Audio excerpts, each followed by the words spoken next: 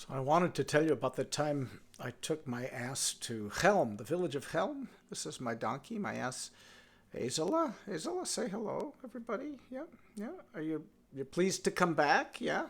And Eysele loves stories, and that's why Eysele has such nice long ears for listening to long stories, right? Yeah. And remember the trip we took to Chelm? Yeah, the village of people who are sometimes wise and sometimes a little bit foolish. Yeah, so I thought I'd tell people about the trip. Okay, so anything you wanted to tell me, mention? So, of course you're in the story. You're in every story. Okay, you're happy about that. Okay, Eysele, so here, just make yourself comfortable. Just go down. Okay, so Eysele and I took a flight over to Poland to visit the village of Chelm. So we were on our way to Warsaw. I got a seat right next to me. Remember, you were sitting right next to me, and you got hay, and I got the airplane meal. Yeah, it was okay. The hay was good though, right? You liked it, yeah. And we split some wine. Ooh, you got a little silly. Okay, okay, go, make yourself comfortable. So we're on the flight over, and as we're flying over, I hear the pilot say, "There's a little trouble in the air. We've lost power to one of the engines." And the pilot said, it was a woman pilot, I remember. She said, "Don't worry, though we can fly on three engines. We'll just be an hour late landing at Warsaw. And for those of you continuing on to Chelm, you will be an hour late getting to your destination." So I'm sitting there relaxing, and then another engine went out, and the pilot came on, and she said, "Now, don't worry, don't panic. We have lost power to a second engine, but we can fly on two. It's not a problem, but we will be 2 hours late landing in Warsaw. For those of you going on to Chelm, you'll be 2 hours late."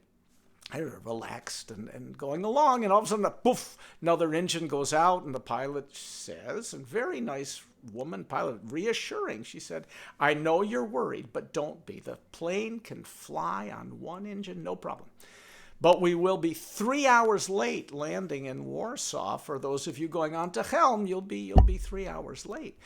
And there was I guess a guy from Chelm sitting right next to me, and he said to me, "If that fourth engine goes out, we'll be up here all day." Yeah, yeah, remember that, Eysele? Yeah, the guy, and you looked at me and said, "This people from Chelm are a little tuk, tuk, tuk, tuk, tuk." Yeah, I know. So anyway, we got to Chelm. Here, you can see me go down. My ass always likes to be in the story. That's the thing. It's very hard to relax. You like to listen to stories, right? Yeah. Okay. But anyway, relax. Whoop. So we're in Chelm, and when we got there, I went to see Mendel, who was famous for being particularly wise. I came up to Mendel. I said, Mendel, I've come all this way to Chelm. I brought my ass to Chelm, and we were wondering. This is a question we've often wondered. What is more important? Which is more important, the sun or the moon? The sun or the moon? Mendel said, "Obviously, the moon." And I didn't know what he meant. So, "Mendel, what do you mean? We've come all this way to Chelm to ask the question, find out your wisdom. Why would the moon be more important than the sun?" And this is what Mendel said. "The moon shines at night when it's hard to see where you're going. And the sun shines in the daytime when it's already light outside." I thank you, Mendel. That makes sense, sort of. Remember that, Eysele? And we talked about it afterwards. We tried to understand. But that night we were walking along, and remember we passed that group of people from Chelm standing around the well and crying, and they're crying, and they're crying. And we said, "What are you crying about?" "Look in the water." They said, "The moon fell in the water. The moon." We looked at them and said, "People from Chelm, the moon didn't fall in the water. It's still there. That's the reflection of the moon." No, the moon fell in the water." Remember what you did? Yeah. Okay. Eysele came up behind them and went, "Yeehaw!" So loud, they all jumped, they fell backwards, they hit their heads on the ground, they looked up and they said, "Thank God the moon is back in the sky. It was you helped them." Yes, yep. And then we needed a place to stay, so we came to a hotel, and it was pretty full. Eysele went to the stables, but I went into a room. They had I had to share the room with somebody. And when I got in my bed in the morning, I heard a terrible sound. Somebody was running in the room, bum, bum, bum, bum, bum, bum. And then I could hear a big crash.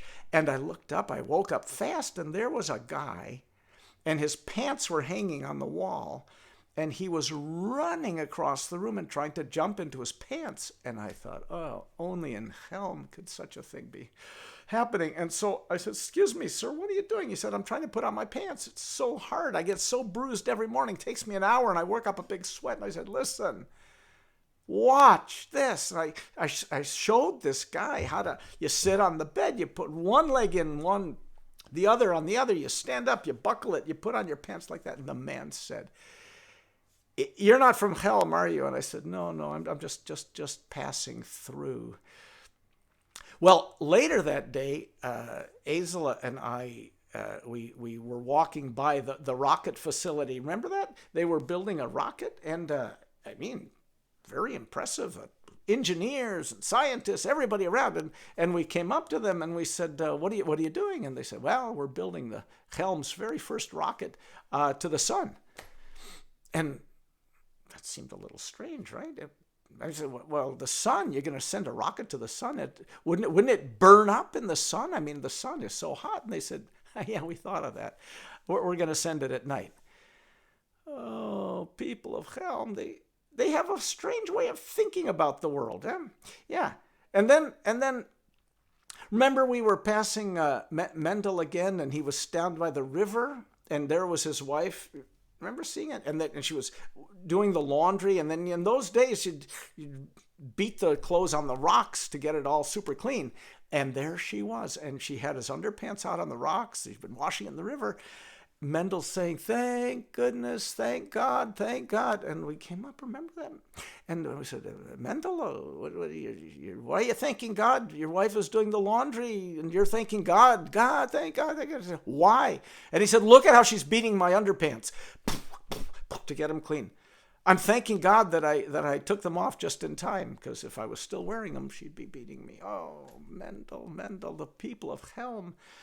I don't know, Eysele. Are they wise or are they foolish? That's the big question. That night, we were walking along, and we passed a guy's house, and he was outside under the street light, and he's looking, and we're coming home back to the hotel, remember? And we said, what are you doing? And the guy said, I'm looking for my wife's wedding ring. She lost it. Oh, well, we got down to help, and Eysele, remember, you got you're down looking everywhere you could find, and looking. But it's about 2 hours gone by. We couldn't find it, and we finally said to the guy, man of Chelm, where did she lose the ring? He said, inside the house. Why are we looking for it outside the house here under the streetlight? He said, well, there's more light out here. Oh, so Eysele and I have traveled quite a bit, and now Eysele is a very clever ass and knows many things, many riddles, and I think you brought a riddle today. Yeah, okay. Do you want to share it? This is called the Storyteller's Ass. I'm the storyteller. This is my ass. A very gentle, very intelligent. Got long ears because Eysele loves long stories. Right? That's your favorite. And do you have a riddle? Yeah. Okay. Oh my goodness, that's a hard riddle. Do you think people could try it?